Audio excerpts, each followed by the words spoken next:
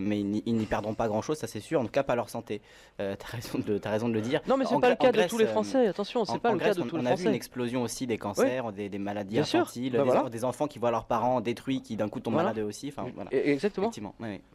Donc ça c'est vraiment lié au et on a vu en fait dès les premières semaines comment dire de janvier, hein, coup sur coup il y a eu deux actualités absolument majeures qui ne sont que le résultat, hein, de tout ce qu'on commente ici nous depuis maintenant 6 ans, hein. C'est-à-dire qu'en fait ils ont essayé de maquiller la crise économique, la faillite des banques de par tous les moyens possibles. Ils ont acheté toutes les télévisions, radios qui nous donnent surtout la météo en disant qu'il fait froid en hiver, qu'il neige en hiver et qu'il y a du soleil en été, mais surtout pas la crise. Alors je donne un exemple typique, hein, je ne sais pas si tu l'as vu passer, c'est que IBM, hein, moi j'étais en dessous de la vérité parce que j'avais dit entre 50 et 80 000, eh bien IBM va virer, écoutez bien, 112 000 personnes là, au mois de février. Ça fait un salarié sur 4. Je ne sais pas si vous réalisez, un salarié sur 4. Et j'ai toujours dit ici, Lisande, tu es témoin, Laurent aussi, que IBM était ma boussole absolue en termes de prévision à long terme pour l'économie. Toujours. Et ça, 111, c'est 30 ans d'expérience de journalisme à 111 suivre 000, IBM, entre autres. 111 800 pour Big Blue. Voilà. Voilà. Ouais, on va dire 112 000. Hein. 112 000, oui, 112 000. mais on est dedans. 112 000, voilà. 112 000. Je ne sais pas si vous réalisez ce que ça veut dire. Je crois qu'on n'a pas idée des conséquences absolument destructrices que cela va entraîner. Parce que j'ai toujours dit ici, pour bien comprendre les réactions d'IBM, qui sont des réactions d'anticipation, hein, là, techniquement, c'est pour mi-2015 et surtout 2016-2017. Hein, c'est parce que IBM a les moyens de se payer les meilleurs prévisionnistes de la planète, les meilleurs financiers de la planète, pour prendre toujours des décisions prophylactiques sur le futur. Oui, c'est leur boulot, hein, faire des ordinateurs qui peuvent prévoir, qui peuvent aider En à plus, prévoir ils et tout. ont voilà, les ordinateurs, les gros bazars, là, Mm. les temps de calcul, etc., ils les ont. Hein. Ils n'ont pas besoin d'en acheter eux. Et alors, C'est le grand avantage de chez IBM. ils battent leur précédent record qui était de 60 000 personnes virées, c'était en 93. Là, ils doublent quasiment la mise. Hein. Et absolument, il double la mise. Alors, c'est très très intéressant que que tu rappelles cette information de 93 pour une excellente raison, c'est qu'à l'époque, donc je suivais encore vraiment à fond, j'étais rédacteur en chef notamment de France Câble et Radio, et l'actualité, j'avais vu le virage d'IBM. IBM avait pris l'option progressive de passer en mode esclavage, hein, c'est-à-dire d'abandonner la fabrication d'ordinateurs pour se concentrer uniquement sur le logiciel, hein. Et au lieu d'embaucher des ingénieurs aux États-Unis, en France, en Angleterre, etc., je rappelle qu'il y a une tour IBM, hein, il y avait du moins une tour IBM à Courbevoie, hein, à la Défense, hein, qui aujourd'hui qui est quasiment vide, eh bien ils ont tout délocalisé en Inde. Hein, et que en décembre dernier, c'était en novembre ou décembre, ils ont déjà viré 50 000 esclaves indiens. Hein, voilà, boum. Donc aujourd'hui, ils se retrouvent sans rien.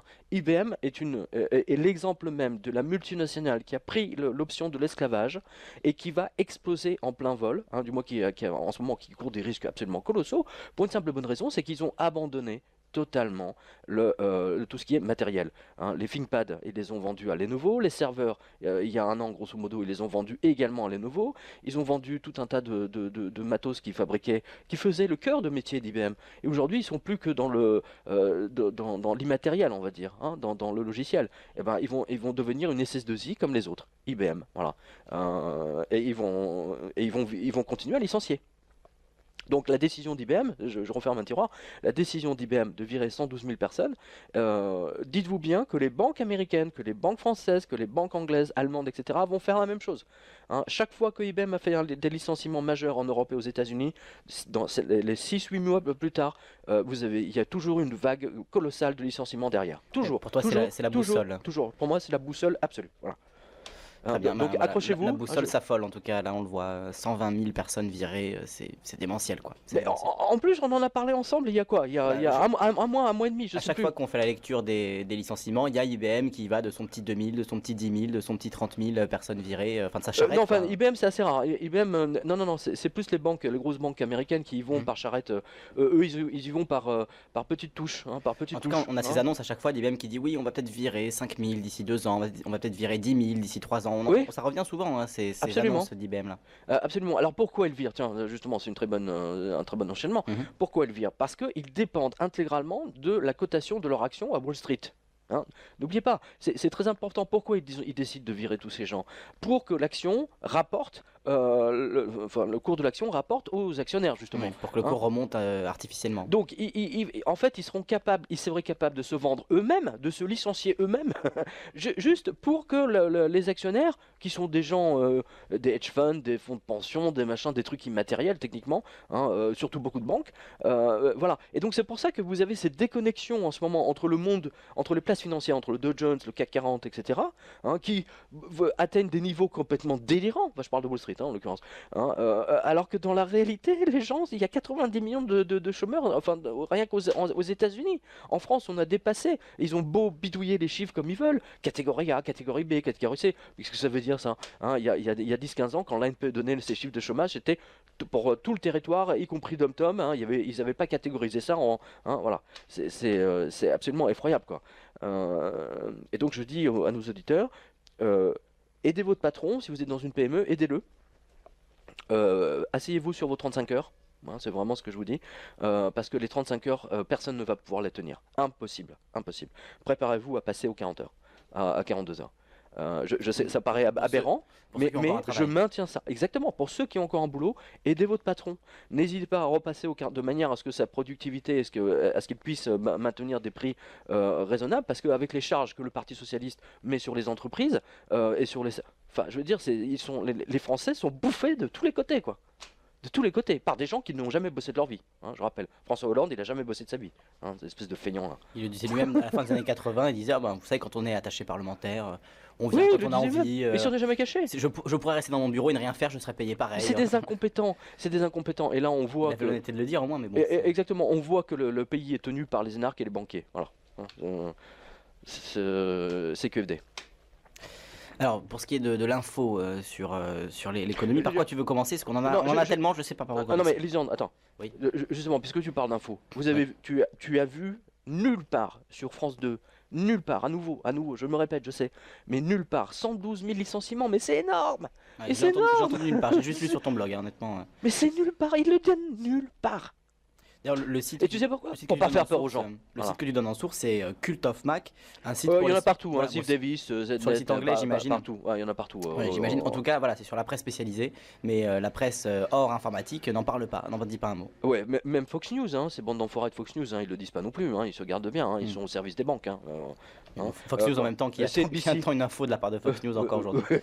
C'est NBC, hein, c'est NBC qui appartient à General Electric, hein, voilà, qui a racheté Alstom, etc. Hein, ne vous étonnez pas qu'ils ne donnent pas d'informations. Hein. L'information a été vendue aux banquiers. Hein, les banquiers ont pris le contrôle D'ailleurs, on l'a vu même là récemment. Hein, Libération, l'Express et je sais plus, Télévision Juive ou Télévision Israël, je sais pas quoi. Israël 24. Israël 24, un truc comme ça, se mettent ensemble dans un pool grâce au patron de SFR. C'est génial. Ouais. C'est génial. Avant, Libération appartenait à Rothschild, maintenant c'est toujours techniquement, hein, je l'avais déjà dit ici il y a 2 ans, c'est quand même absolument scandaleux qu'un journal, quel qu'il soit, je veux dire, qui appartient à comment dire, à un étranger, en l'occurrence qu'il soit allemand ou israélien, hein, mais qui ne vienne pas nous donner de ce qu'on doit faire de notre politique nucléaire. Hein, parce que je pense qu'un journal, hein, Tel Aviv News, hein, s'ils avaient donné Israël doit abandonner sa défense nucléaire, je pense qu'il y aurait des sérieux, la rédaction aurait explosé, tu vois. Hein, voilà. Non mais c'est toujours, hein, nous on est en France, on est très bon à se vendre aux autres, hein. C'est excellentissime ça. Donc là c'est l'Express Libération qui vont passer effectivement entre les mains de quelqu'un qui a choisi d'être déchu de sa nationalité française. C'est-à-dire il aime tellement pas la nationalité française qu'il a choisi qu'on lui retire cette nationalité. Non mais le mec publie en France, non mais c'est génial, le mec publie des news politiques en France avec des journalistes qu'il paye lui-même pour donner les orientations. Hein, mais voilà, une bonne raison de boycotter l'Express et Libération. Hein, s'il en fallait. De toute façon, on a vu qu'il donnait. Il faut qu'il l'achète encore. Ouais. L'autre avec son slip là autour de son cou. Ce que j'ai beaucoup aimé, c'est entendre Christophe Barbier devrait être maintenu à la direction. Bah oui, tu m'étonnes. Ça fait des années qu'il a déjà un discours complètement. Ça fait des années qu'il cire les pompes des libéraux. Hein, ça, voilà, on l'a vu. On va le laisser au pouvoir. Bah, oui, on va le laisser. Voilà. Rappelle-moi de mettre le porte-jartel de ma copine autour de mon cou rouge, non, tant qu'à faire. Non, mais moi aussi, tiens, je devrais faire ça, tu vois. Non, le mec, parce qu'il fait ça Un uniquement. soutien-gorge rouge. Oui, Ouais, voilà, un soutien-gorge. Non, parce qu'il fait ça uniquement pour, tu sais, pour qu'on le repère, tu sais, c'est un, oui, c'est un repère gimmick, média oui, bien visuel, sûr. hein, c'est un gimmick. C'est un hein. gimmick visuel. Ouais, Exactement. hein, L'écharpe donc, rouge, on le reconnaît. Même si on ne connaît pas son nom, on sait, ah oui, c'est le gars avec l'écharpe rouge. Ouais. Oui, alors je rappelle pour nos auditeurs qui ne le savent pas que la raison pour laquelle il porte cette écharpe rouge, c'est parce que c'est Carla Bruni qui lui a offert. Oui. Voilà. Non mais, Ouais, non, mais tout est dit. moi j'ai pas la prétention Non mais en plus non mais imagine toi à l'antenne expliquer aux gens, je porte une écharpe que m'a offert Madame Chirac, tu vois. Ouais. C'est Julie Gaillet qui m'a offert cette petite cravate que je porte. C'est vrai, c'est ça. Non, déjà, déjà, où est l'indépendance de l'information là, entre nous? Non mais ça fait longtemps effectivement. Voilà. On se souvient de Philippe Val puisque Charlie Hebdo a fait l'actualité récemment. Je sais pas si t'as vu ça. Philippe Val qui était très ami aussi avec le couple Carla Nicolas qui s'était fait nommer à France Inter. Où est l'indépendance des médias publics là-dedans aussi. Voilà. Ouais. Et qui a dégommé bien entendu l'humoriste là. Oui, Guillaume et Porte à l'époque. C'est les mêmes mecs tu sais, qui te donnaient, tu sais, qui étaient dans la gauche résistante. Tu sais, une fois qu'ils te donnent le pouvoir, c'est les pires fachos, tu vois. Comme quoi les mecs d'extrême gauche en fait sont les vrais fachos. Je l'ai toujours dit ici. L'extrême gauche, c'est les vrais fascistes. Les néoconservateurs sont nés du trotskisme initialement. Donc, Alors justement, tiens, puisque alors l'un de mes délires à nouveau est devenu réalité, hein, tu l'as vu, parce que ça fait partie de nos délires avec Laurent, entre autres, qu'on avait abordé maintes fois depuis au moins 4-5 ans. Alors je sais pas si tu le vois, alors parce que là j'ai tellement de feuilles sur mon bureau. C'est en fait, voilà, le parti, le Parti socialiste veut vendre les œuvres d'art de la France pour payer la dette. Tu as vu ça? je l'ai, oui. 2015 commence très fort. C'est génial, ça date du 3 janvier. Le PS veut vendre le 3 janvier, en plus, date symbolique. Ouais. Qui veut vendre donc les œuvres d'art de la France pour payer la dette, bien Oui. sûr. Ça, c'est une très très bonne idée. Hein. Ouais. C'est un rapport parlementaire qui a été publié le 3 janvier, pas innocent comme date, et publié sur BFM Business sous la plume de Patrick Coquidé, intitulé «Et si l'État vendait des œuvres d'art des musées pour investir ?» Ah bah, quelle bonne question. C'est très intelligent, mais Ouais, vraiment, là, bien sûr. bref. Rien que le titre devrait vous hérisser les cheveux. Je vous avais toujours dit que ces pétutes de politique finiraient par vendre la Joconde et le château de Versailles. Et bien là, vous avez la publication technique qui ouvre les portes de la grande escroquerie de la planche à billets américaine et japonaise. Et européenne maintenant. Et européenne, évidemment. C'est à l'époque où on écrit ce papier, ce n'était pas encore le cas, mais on va en parler évidemment, des 1100 milliards. Donc voilà, la banque à billets américaine, japonaise, européenne, auquel nous sommes soumis. Jugez-en. Donc là, on cite le rapport. Un rapport parlementaire qui vient d'être rendu public met en lumière le nombre très élevé d'œuvres d'art entassées dans les réserves des musées et jamais exposées. Certaines d'entre elles pourraient être vendues pour dégager des moyens financiers. Un sacrilège ? Et si l'État ou les collectivités locales vendaient des œuvres d'art entassées dans les réserves de leur musée pour en acheter d'autres, ou tout simplement dégager des moyens pour investir, voire se désendetter. Donc, c'est quand même étrange cette question qui arrive juste pile poil à ce moment-là. Mais Le 3 janvier, quand il n'y a personne. La façon dont la question est posée. Ouais. On pourrait vendre pour en acheter d'autres, ou pour investir, ou même, pourquoi pas, pour se désendetter. On voit que c'est évidemment la troisième proposition qui est mise en avant. Mais hein. évidemment, Voilà, mais c'est un truc masqué ça. C'est c'est- télécommandé ça. Ça c'est typiquement télécommandé. La preuve c'est que c'est sorti le 3 janvier, en plus c'est sorti sur BFM. BFM qui te donne jamais d'informations, c'est génial. BFM Business. BFM Business. que personne ne regarde. Oui, voilà. Que personne ne regarde, à part de la marche. Ouais. Oui, c'est ça, voilà, part de la marche. Donc, dans le tout récent rapport de la Commission des affaires culturelles de l'Assemblée nationale, Guillaume Serrouti, le patron de Softbee France, n'a pas hésité à évoquer cette hypothèse, même s'il n'est pas totalement désintéressé par le sujet. Bah oui, c'est le patron de Softbee, donc forcément, c'est lui qui va... C'est pas juste un hasard ça. C'est juste un hasard. C'est lui qui va se faire une commission de 10% sur les œuvres vendues, mais c'est pas... Voilà, c'est pas... il y est pour rien. Je rappelle, c'est le gros groupe anglo-saxon, principalement... je sais plus si c'est anglais ou américain, peu importe. Hein, comme par hasard, ils veulent mettre la main sur les toiles, les œuvres d'art, les sculptures françaises. Mais comme par hasard, je trouve que c'est une très très bonne idée de faire ça. Oui, et surtout publié le 3 janvier, je rappelle. Softbee, c'est donc une société internationale de vente aux enchères, le plus ancien du monde, nous dit Wikipédia. Donc ils sont basés à Londres. Donc Softbee France, voilà, qui n'hésite pas à évoquer l'hypothèse, même s'il n'est pas totalement désintéressé du sujet. Mais d'autres avant lui avaient estimé que le principe de l'inaliénabilité des œuvres d'art des collections publiques inscrits dans la loi Musée de 2002 devait être assoupli, une façon de gérer de manière plus dynamique les collections des musées. Là on est dans la novlangue, hein, on est en plein dedans. On est en plein dedans. Et pour vous montrer qui pilote en arrière-plan ce rapport, regardez bien la suite. Les musées américains par exemple peuvent se séparer de certaines pièces de leur collection et les revendre sur le marché. Bref, sous prétexte que le MoMA de New York a vendu quelques toiles, c'est le prétexte d'obliger les musées français à en faire de même. Exactement. Voilà. Pour le grand bonheur des salles de vente anglo-saxonnes. Lisez bien cet article, c'est vraiment très très intéressant. Il donne des bonnes raisons de vendre toutes les réserves sous prétexte qu'elles ne sont pas exposées. Après le vol de l'or des pays souverains, la bête à 7 têtes a décidé de s'attaquer aux œuvres d'art. Pourquoi ? Parce que cela permet aussi des artifices comptables encore plus fous qu'avec les fausses estimations actuelles sur l'immobilier. Exactement. Là, soyons très très vigilants, car c'est une nouvelle spoliation qui se prépare.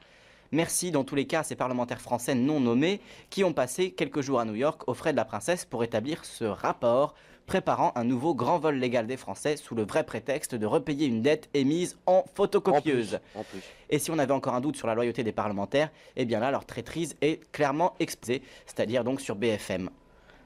Voilà, sur BFM, pour une fois qu'ils donnent une info. Mais c'est pas par hasard. BFM Business. BFM Business. Et là, moi, je reviens sur Monsieur Cerutti. D'abord, il est le patron de Sotheby. D'abord, alors Monsieur Cerutti, excusez-moi, vous êtes un enfoiré. Et puis en plus là, ça me permet de l'habiller pour l'hiver. Elle est bonne. Donc c'est. Est-ce qu'il a un rapport d'ailleurs avec la remarque peut-être bien. Non, mais attends. Non, mais il défend les intérêts de Sotheby, qui est une société anglaise. En quoi Monsieur Cerutti doit être pris en compte dans un rapport parlementaire qui concerne la France? Je rappelle quand même que les parlementaires français sont censés défendre les intérêts des Français. Alors là, déjà, rien que ça, rien que le fait de prendre Monsieur Cerutti, hein, ça va pas, quoi. Il y a quelque chose qui pue dans cette affaire.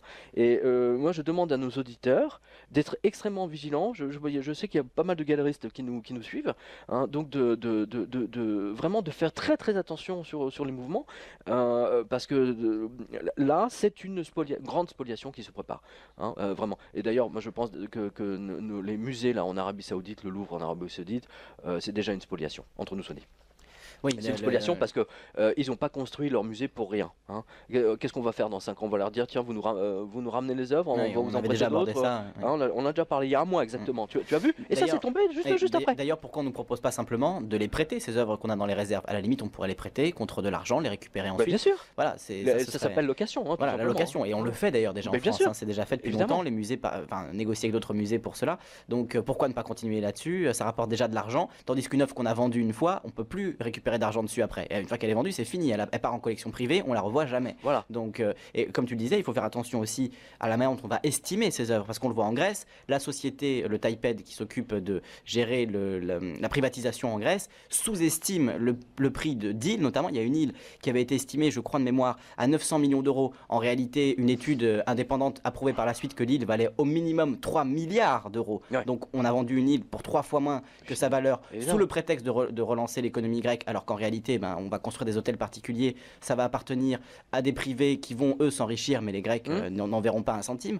Donc on est dans la même chose. Si demain on nous dit oui, on va vendre 500 œuvres du Louvre, qui va aller vérifier que les œuvres vont être vendues au bon prix aussi, et qu'on va pas ainsi permettre à des gens comme Monsieur Cerutti, comme Monsieur Pinault, de se rincer finalement en récupérant des œuvres à bas prix sur ce qui appartient à la France aujourd'hui.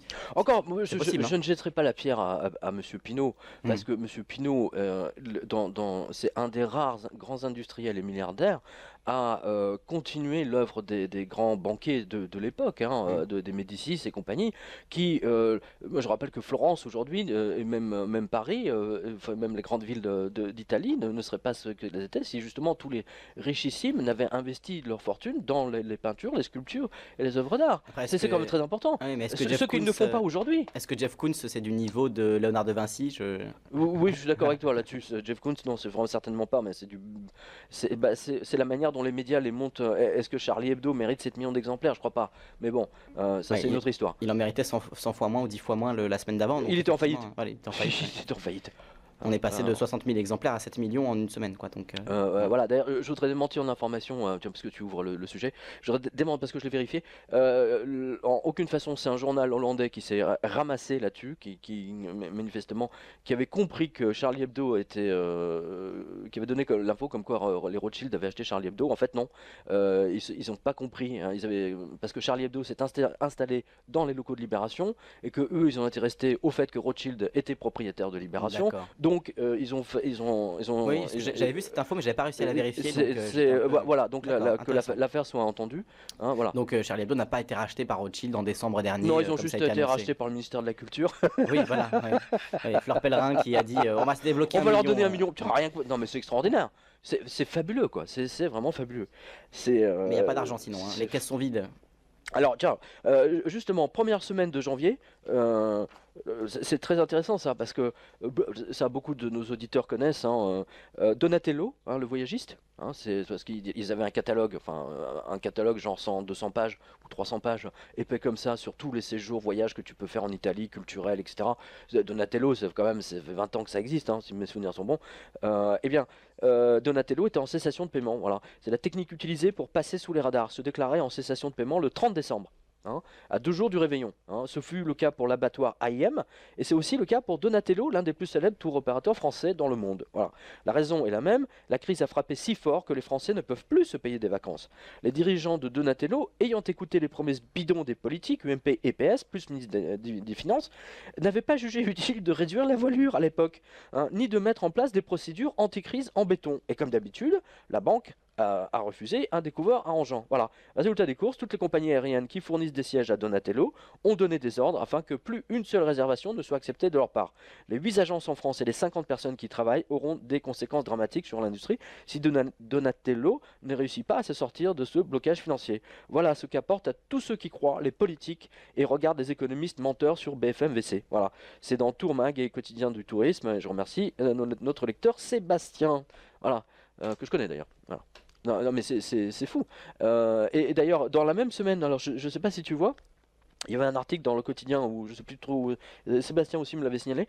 Je l'ai traité, ça concerne Cyprus Airways, la compagnie aérienne chypriote, où je disais que c'était, donc je donne l'information, pardon, que c'était en... Oui, je l'ai, faillite imminente de Cyprus Airways. Ouais. Air Journal a écrit le 2 janvier 2015 que Cyprus Airways, la compagnie nationale donc chypriote, est sous le couperet de l'Union européenne, qui ne veut, entre autres, aucune compagnie aidée par un gouvernement. Du coup, elle va à sa faillite, merci Bruxelles, car jusqu'à présent, Cyprus Airways n'a tenu le coup que grâce aux aides de l'État chypriote. Anticipant la faillite de Cyprus Airways, les autorités boursières vont retirer le 13 janvier 2015 les actions de la compagnie de la bourse de Chypre. Cyprus Airways est sous la menace d'une amende massive de la part de la Commission européenne qui pourrait atteindre 80 millions d'euros. La compagnie, qui emploie environ 500 personnes, pourrait être contrainte au dépôt de bilan si elle devait rembourser les sommes concernées. Alors ça y est, elle s'est mise en... Ça y est, elle est en faillite, hein, c'est officiel. Ça veut dire en faillite, ça veut pas dire forcément qu'elle va disparaître, hein, mais qu'elle va être rachetée par Dieu seul sait qui, hein, ou en général par Ryanair, je sais qu'il y a plusieurs compagnies qui étaient intéressées. Oui, effectivement, voilà, merci à Corsair, lire le très bon article d'Air Journal sur le sujet. Vous voyez à quoi sert l'Union européenne à supprimer tous les services publics afin de les privatiser par majoritairement des compagnies anglo-saxonnes. Et alors, M. Rohrbacher ajoute une info intéressante. Il a remarqué que le président d'AirAsia, la compagnie dont l'avion vient de se crasher, a vendu, il y a une semaine, 850 000 actions. Je pense qu'il n'y a pas de hasard. Je pense qu'il y a un délit d'initié là-dessous, c'est-à-dire sur Infowars, le site d'Alex Jones. Moi, ça me rappelle aussi le numéro 2 de la CIA qui avait vendu les actions des compagnies victimes du 11 septembre, la veille du 11 septembre. Hein, c'est dans le livre Black Masters notamment. Voilà, autre délit d'initié célèbre. Alors justement, alors pendant que il y a quand même un truc assez extraordinaire, c'est que pendant que c'est ça que j'ai vu, c'est qu'au moment de Noël, parce que c'est marrant de venir, c'était vers le 23 décembre, si mes souvenirs sont bons, 23 ou 24 ou 22 décembre, BFM VC vous faisait des directs live devant le traiteur d'un supermarché. C'est le mec qui te vend, tu sais, du pâté, du jambon, etc. Les mecs ils te font un direct live devant le traiteur, tu vois. Moi c'est du jamais vu pour moi. Là je crois que là on a franchi un cap tout à fait extraordinaire. Les chaînes d'infos. Moi j'aime bien les traiteurs, mais enfin bon, de là à faire un direct live pour nous expliquer que les Français achetaient des trucs pour préparer le repas de Noël, tu vois, je sais pas pourquoi, mais on s'en était douté, tu vois. Non, mais BFM, c'est son spécialiste de ça. Nous sommes ici devant la boucherie où les Français achètent leur viande pour Noël. Ouais. Oui, on s'en fout complètement. C'est direct de chez le boulanger, tu sais, les Français achètent leur pain. Les Français achètent leur pain ici, Gérard. Alors, en même temps, le Télégraphe de Londres, lui, nous apprenait qu'un trader Forex était porté disparu après une monumentale escroquerie de Ponzi ait été mise à jour. Voilà. Joe Lewis, 59 ans, et donc fait l'objet d'une enquête de la police pour à peu près 200 millions qui ont disparu des comptes des clients, tu vois. C'est le mec qui s'est barré avec 200 millions. Qui était sur les comptes clients, mais qui n'existe plus. Et voilà. Donc, alors, Monsieur Lewis a admis que sa compagnie, GL Trading, a cessé de fonctionner véritablement en 2009, donc juste après l'explosion de Wall Street le 29 septembre 2008, hein, voilà. En fait, il a continué à faire exactement comme Madoff, en fait, hein, voilà. Et donc, il a continué à prendre l'argent des clients pendant les 5 années suivantes. Un beau vieux schéma de Ponzi, voilà. Dans une tentative de rembourser les clients précédents. Ah oui. Hein, voilà. Il le dit, il est honnête. Il est honnête au moins. Oui. Sur des trucs de l'information, il est honnête. C'est assez génial. Donc, vous voyez bien que depuis le 29 septembre 2008, justement, tout le monde, quand je dis tout le monde, les banquiers, les assureurs, etc., tout le monde fait semblant, surtout les banques et les assureurs. Ils n'ont pas, lui, comme ce trader, ils n'ont pas osé se mettre en faillite. Et donc l'arnaque a continué jusqu'à aujourd'hui. Je vous avais dit la semaine dernière que les traders cherchent à tout prix à sortir de leur position, mais en catimini, afin qu'ils puissent trouver un pigeon pour acheter leurs actions. Lui, il a essayé, mais il n'a pas réussi. Voilà. Donc ça, c'était, j'écrivais ça le 22 décembre. Hein, je disais, soyez prêts. Bah, tu vois, qu'est-ce qui s'est passé 15 jours ou 3 semaines plus tard?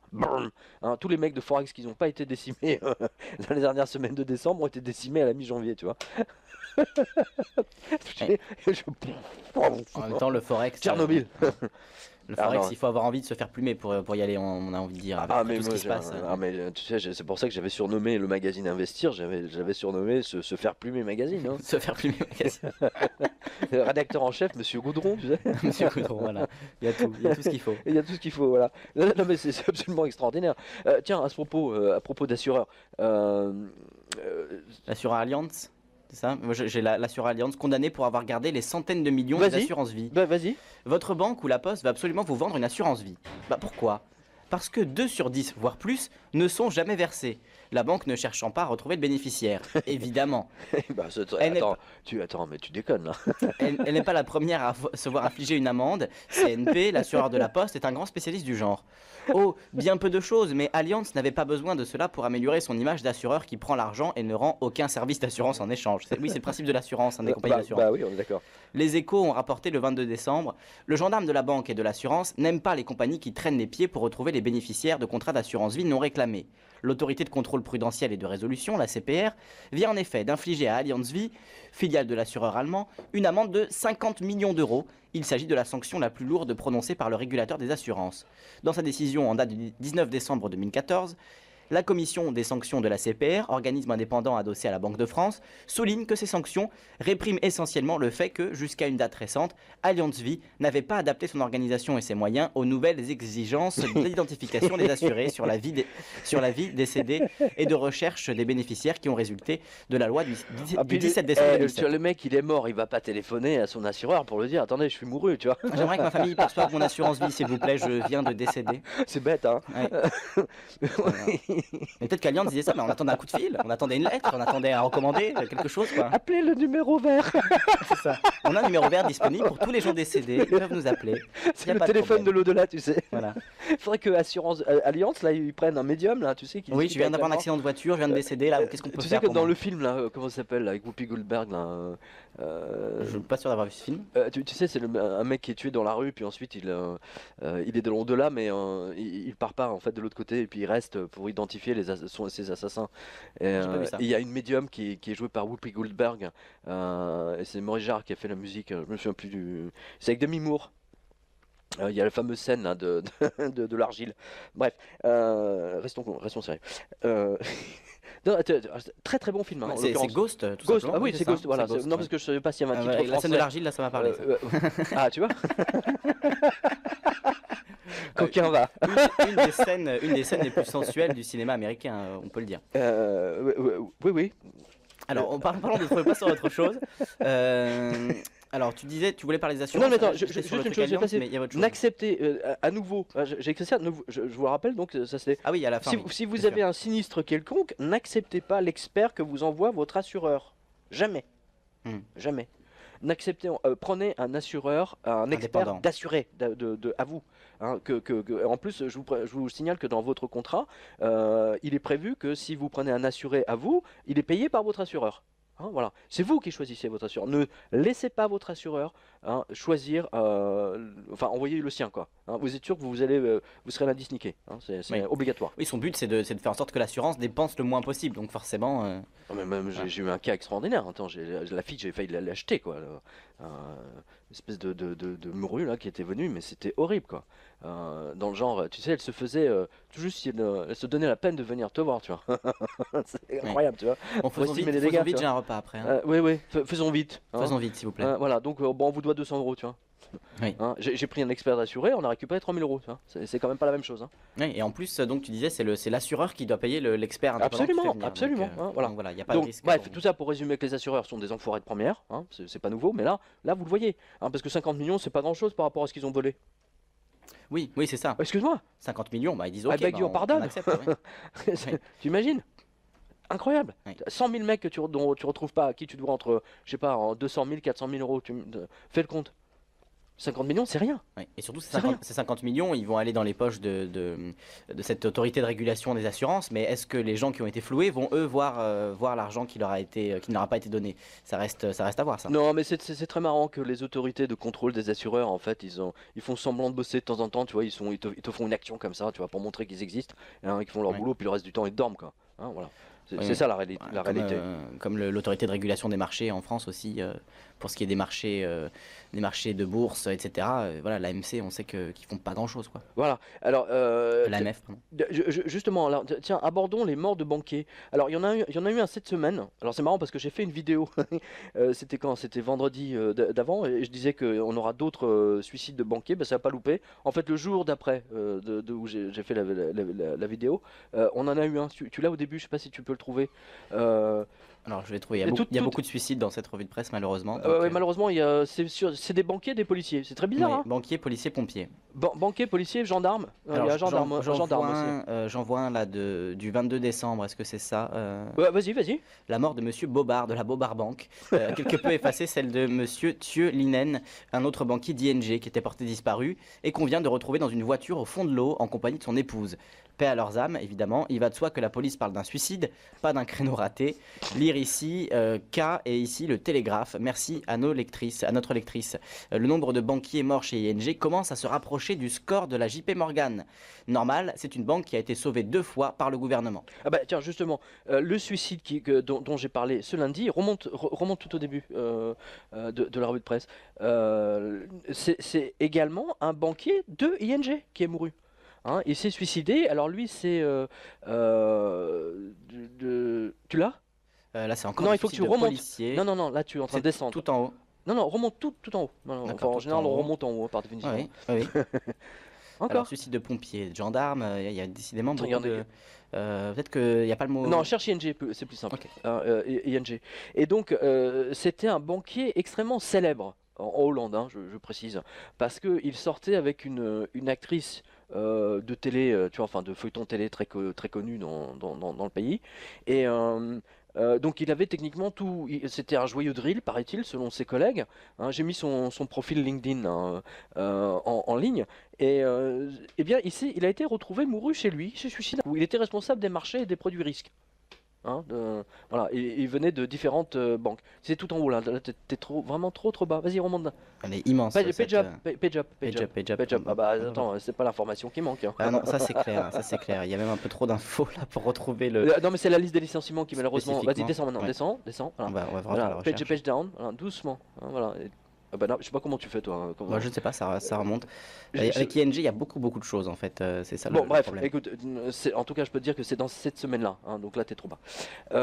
Et voilà, donc on l'a retrouvé, et c'est absolument pas normal, parce que son entourage ne le voyait absolument pas déprimé, il n'avait pas de dossier, il n'était pas l'objet de menaces ou d'enquêtes, mais qui sait, hein, voilà. Mais en tout cas, il s'est suicidé. Et donc, c'est le 4e ou le 5e banquier ING qui se suicide, hein, et c'est le premier banquier suicidé de 2015. C'est quand même incroyable. Alors que dans la semaine en mois de décembre, tu vois, on a eu Monsieur Thieu Linen, hein, qu'on a retrouvé avec sa femme.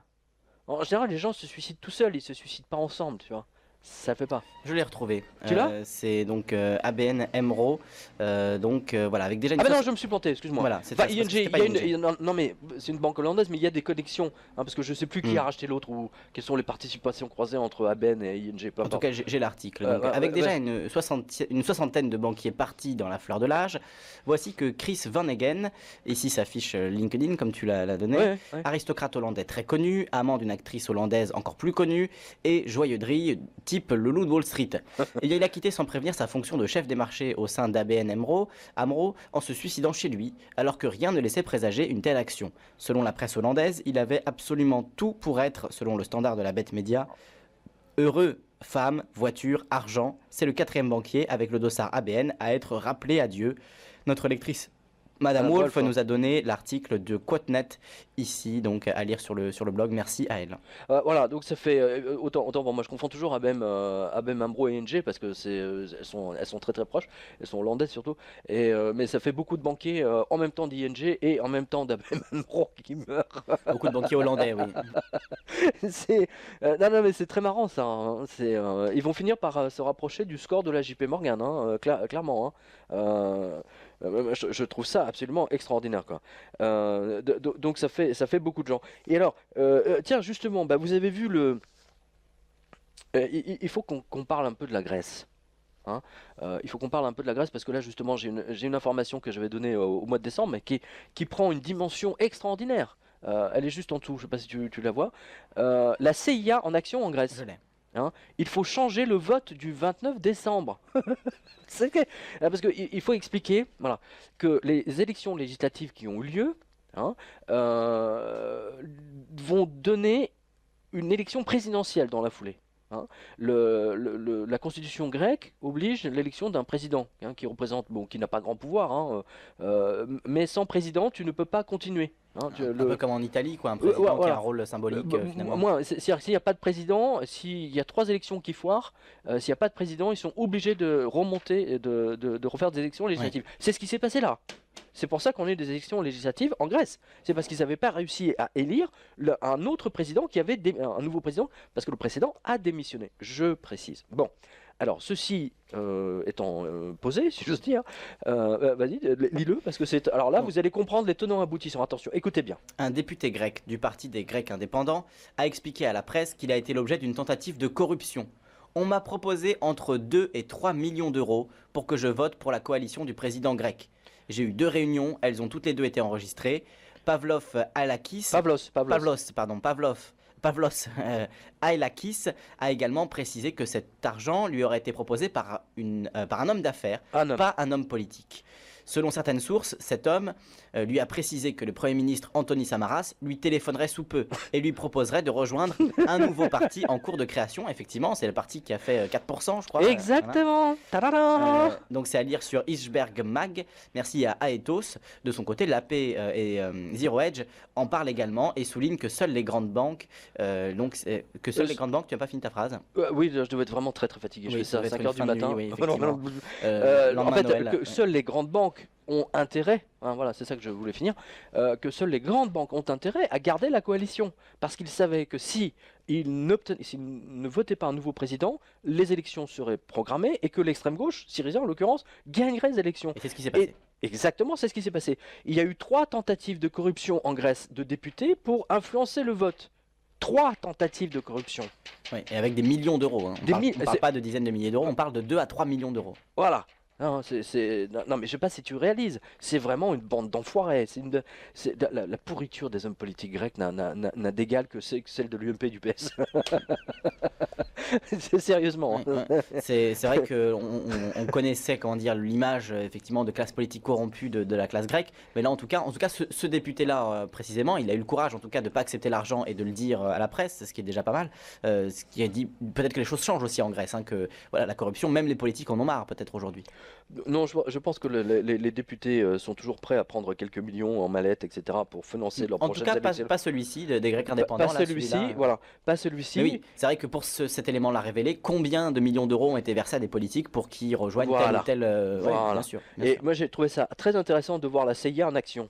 Parce que pour qu'ils en soient arrivés là, il y a eu une panique totale à la Ouais. station de la CIA à Ils sont Athènes. désespérés. Ils étaient désespérés, ils ont fait une opération qui a totalement foiré, ils n'ont pas eu le temps de faire les profils psychologiques comme ils le font habituellement pour voir si le mec est susceptible d'accepter ou de pas accepter, ou de le faire chanter, tu vois. Parce qu'en général, il y a Oui. toujours une tentative de chantage. C'est comme ça qu'ils les tiennent, on en a déjà parlé ensemble. Bien sûr. Hein, ouais, voilà. Et là, ça a loupé, et donc c'est sorti dans la presse, tu vois. Bam.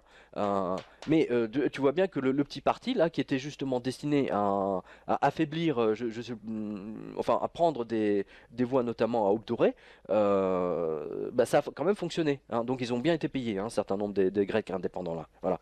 Alors si tu peux donner les résultats là, juste Oui, tout en haut. je les avais, on va les retrouver. C'est tout en haut parce que moi je le vois pas. C'est vrai que remonter sur les informations jusqu'en décembre, c'est j'ai des papiers partout là sur mon sur Et mon moi, bureau. je monte et je descends Ouais, inlassablement toi tu passes. la liste des articles. T'as du mal parce que moi j'ai pas pu Voilà, prendre. je les ai. Donc, on a Syriza avec 36,35%. Non mais remonte justement Ah, tu comment. veux- Oui oui oui. d'accord, on va lire tout Ah non mais l'article. c'est très très important ça. Hein, parce que ce que les médias ne vous ont pas dit sur les élections grecques. C'est très important ça.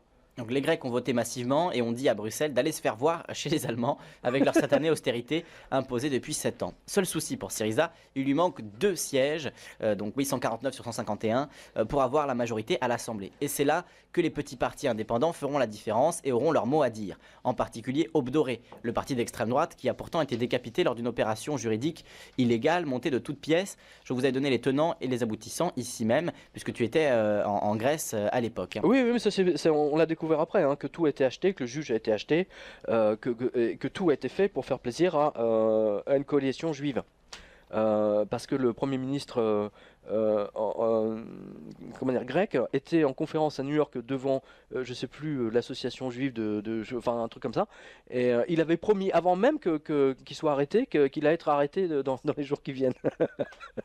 Entre autres. Mais vous avez tout ça sur leur revue de presse, hein, c'est Ouais, intéressant. on s'en souvient. C'est incroyable, c'est monstrueux, monstrueux. Ouais. Donc contre toute attente, Chrissy Avgi, donc Aube Dorée, a recueilli plus de 6% des voix, ce qui lui donne ses 17 sièges qui compteront bien plus que ceux des autres partis. Incroyable. Imaginez surtout que c'est juste un siège de moins par rapport aux élections de 2012 et surtout que les Grecs ont voté pour la photo de Nikos Michaloliakos puisque celui-ci est en prison. Non mais attends, le bulletin de vote, t'as un mec, tu sais, derrière les barreaux. Les Grecs ont voté pour un mec qui était en prison. Est-ce que vous réalisez ce que ça veut dire? Moi ça me rappelle Hitler, hein. Oui, il y a un côté comme ça. Bah en plus, bien sûr. Aube Dorée se réclame clairement du Attends, nazisme. il est clairement fasciste. Hein, lui, il est clairement national-socialiste, oui. à Hitler, machin, Voilà. bidule, à la totale. Les hein. immigrés pendus, tout ça. Voilà, exactement. Non, mais ils ont 17 sièges, c'est ça, hein. Oui, 17 sièges, un de moins, ils en avaient Incroyable. 18 et ils ont passé à Incroyable. 17. Ils ont voté pour un mec en tôle. Donc ils se Phénoménal. maintiennent malgré effectivement des gens en prison. Donc c'est pour dire oui effectivement le côté Le vrai vainqueur, très c'est lui. déchiré quoi de cette élection et de la Grèce hein, de manière générale. Donc je lis la suite de l'article. En clair, la vraie vedette de ces élections n'est pas celle qu'on croit. Et voici une autre information que BFM et Idésinfo ne vous donnent pas. Lisez bien ceci. 23h10. Georges Papandréou, leader du mouvement des socialistes démocrates, s'en prend à Venizelos après que le leader du PASOK ait blâmé pour le succès électoral d'Aube Dorée. Stop. Tu vois, il parle de succès électoral. Succès électoral de Aube Dorée. Ça veut bien dire ce que ça veut dire. Nulle part tu l'as entendu dans les commentaires sur le week-end dernier sur Athènes. Nulle part. Donc dans une déclaration, Papandréou a accusé le Premier ministre sortant d'avoir travaillé avec Takis Baltakos, un ancien secrétaire général du gouvernement qui avait démissionné après avoir maintenu une ligne directe de communication avec le parti néo-nazi. Fascinant.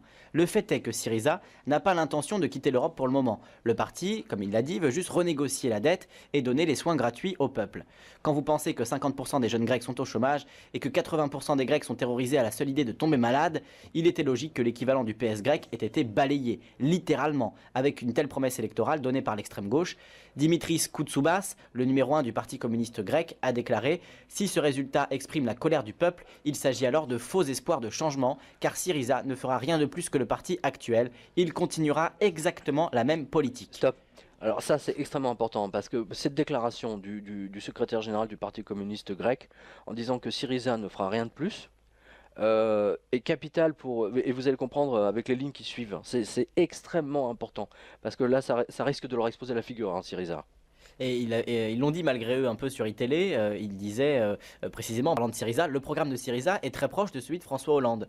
Et ils disaient, alors c'est ce qu'ils disaient sur iTélé, hein, et après ils rigolaient entre eux en disant, oui bon s'il fait pareil que François Hollande, effectivement il n'y aura pas de grand changement. D'accord, bien voilà, vu. Ils l'ont dit eux-mêmes. Ah d'accord, ouais, c'était ça la phrase. Non, le programme, il y a un très très bon papier sur Riposte Laïque, hein, sur le site de Riposte Laïque, hein, qui a vraiment, ils ont bien décortiqué le programme de Syriza. Donc si vous voulez en savoir plus, alors c'est ouverture totale des frontières, intégration de tous les immigrés pakistanais, indiens, etc. dans la société grecque. Donc déjà rien, c'est de la folie furieuse. C'est l'équivalent du front de gauche, de ce que dit le front de gauche en bien France. Sûr, quoi. Bien sûr, si tu veux, c'est ouverture, ramener l'Afrique en France, quoi. Voilà. Là, c'est ramener toute l'Afrique en Grèce, hein, voilà.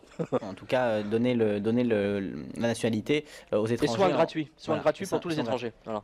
Donc, chers amis français, si vous voulez vous faire soigner gratuitement, allez en Grèce. Maintenant, avec Syriza, c'est possible. Non mais, incroyable. Je continue la lecture. Donc, que les communistes disent cela d'autres communistes. Donc, les communistes disent que Syriza ne fera rien, ne changera rien. C'est très drôle, mais cela n'augure rien de bon en vérité pour la suite des événements en Grèce. Syriza a vraiment intérêt à tenir sa parole, car dans le cas contraire, les Grecs risquent de mettre le feu à tous les partis politiques, sauf à Obdoré, et iront sortir Michaloudakis de sa cellule pour lui donner les rênes du pays. Et là, effectivement, oui, on est dans le cas hitlérien à 100%. 100%. Ah, là, on est c'est le dernier. N'oubliez jamais ça. Cette configuration des votes pour les députés d'Adolf Hitler à l'époque, c'était, en fait, ils avaient brandi la menace communiste. Hein, bien sûr. C'est très intéressant. Bien sûr. Et qu'est-ce que c'est la victoire de Syriza? C'est la victoire de le retour des communistes en Europe. C'est quand même incroyable que personne ne l'ait vraiment souligné. Hein, d'ailleurs, tu remarquais que Mélenchon, jamais, très rarement, il a prononcé le terme communisme. Il a même pas dit, non. Non, il a jamais dit. Il dit la gauche radicale, la gauche critique. C'est ça. Dans ce cas-là, on pourrait parler des nazis. Tu sais, on parlait de comment on pourrait un mot politiquement correct, un truc politiquement, c'est la droite la droite radicale. Oui, droite radicale. Droite radicale, c'est pas mal. Oui. Droite radicale, voilà. La droite radicale, c'est le mot politiquement correct pour ne pas dire facho, quoi. Sympathisant national-socialiste. Sympathisant national-socialiste. Avec des sympathies national-socialistes, voilà. Voilà, ouais, tout à fait, ouais. C'est marrant ça. C'est vrai qu'en France, on le dit plus pour Obdoré, mais c'est vrai que Syriza. Mais t'as vu le traitement, t'as vu le traitement de part et d'autre. Hein. C'est que les Grecs votent Syriza, c'est le ras-le-bol absolument général.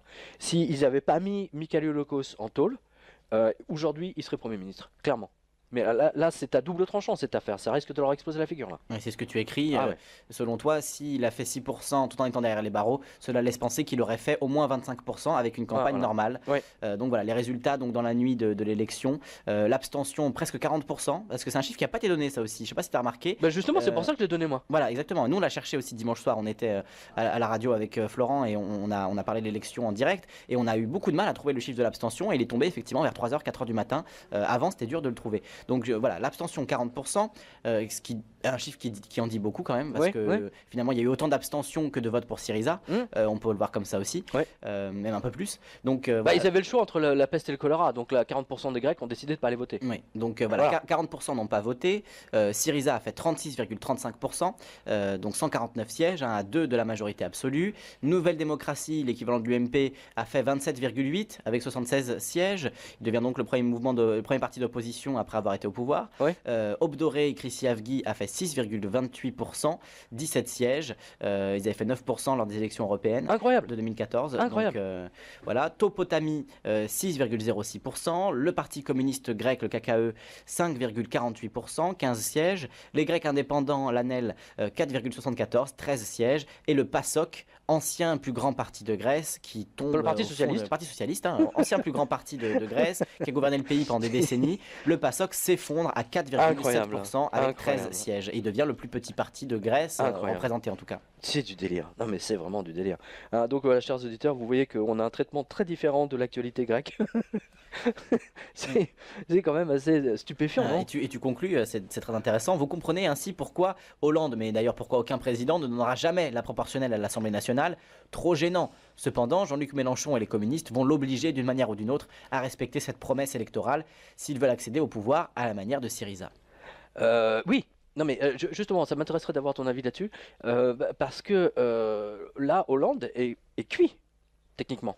Il est cuit. Mélenchon, cette affaire a donné des ailes à Mélenchon, à l'intégralité de la gauche, enfin l'extrême gauche française. Le problème de Mélenchon, c'est qu'il est victime justement de l'absence de proportionnel. Hein, parce que le vote grec, c'est du proportionnel. Hein. Les Grecs sont plus démocratiques que nous. Hein. Le peuple est mieux représenté en Grèce qu'en France. Hein, où on nous force toujours à choisir entre la peste et le choléra, mais au moins que pour l'Assemblée nationale, hein, et moi je suis, enfin je sais pas ce que tu en penses, mais moi je suis pour une proportionnelle absolue hein, aux élections enfin aux législatives, pour le Parlement. C'est vrai que la situation actuelle où on a... on peut pas avoir 30%, je pense notamment au FN, oui, hein, voilà. On peut le pas FN avoir... fait 20% aux élections présidentielles, mais il a 2 députés. Je pense également à Mélenchon, hein, à l'extrême gauche. C'est pas possible qu'ils aient pas de représentants, qu'ils soient obligés toujours à faire la pute hein, en faisant des alliances avec le PS ou le Parti communiste pour faire élire l'un des leurs. Hein, je te fais élire là-bas, mais toi tu me donnes le poste ici. Oui, c'est que ça, c'est des magouilles. C'est pas une représentation honnête du peuple. Au-delà de ça, la mainmise du PS et du MP sur l'Assemblée nationale et le Sénat depuis des années, elle est confortée par le fait qu'il n'y ait pas de proportionnel, qu'ils peuvent s'arranger entre eux, évidemment. Non, mais c'est une trahison totale du peuple. Hein, ce sont les partis qui dirigent, les partis ont été achetés par les banques. Voilà. Hein, c'est ça la réalité. Hein.